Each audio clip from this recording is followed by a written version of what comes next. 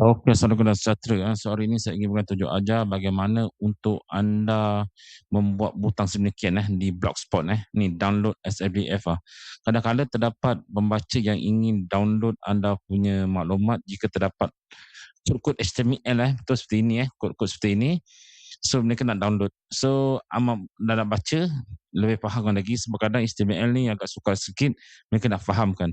So, mereka perlu download baca offline So, anda boleh buat yang ini di sinilah. So, sebagai contoh saya nak ni benda lah, saya akan download, dia akan keluar sini, save as PDF, dia akan loading di sinilah. So, untuk yang ini ada sedikit error di mana dia akan loading semua di bawah ni sekali lah. So, tak ada masalah.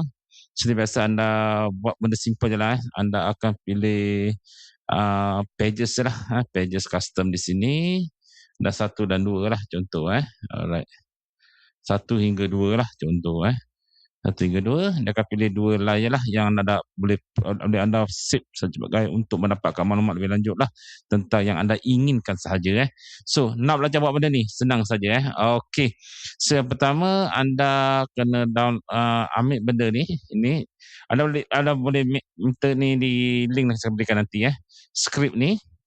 Okey, contoh ni So, iklan terbuka WhatsApp ni tidak ada orang baca lah.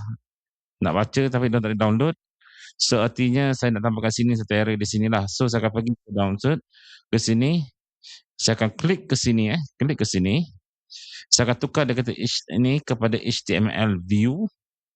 Dan kita akan pergi ke bawah terus dan bawah sekali. Kita akan masukkan skrip ni tadi ni ke bawah dia. Dan kita paste dan kita save tak semesti semua adanya pages perlu ada download butang PDF kan. Ada yang tak perlu, ada yang perlu kan. So, jika perlu, ini caranya. Dah siap. Tadi ni tak ada kan So, kita lihat.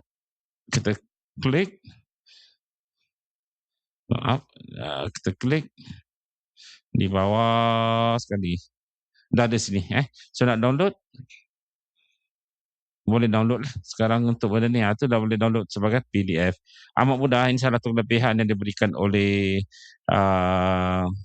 HTML untuk kita download as a PDF Okey, Assalamualaikum sejahtera. Yang boleh cuba, nanti saya berikan link untuk yang ini nanti Okey, Assalamualaikum.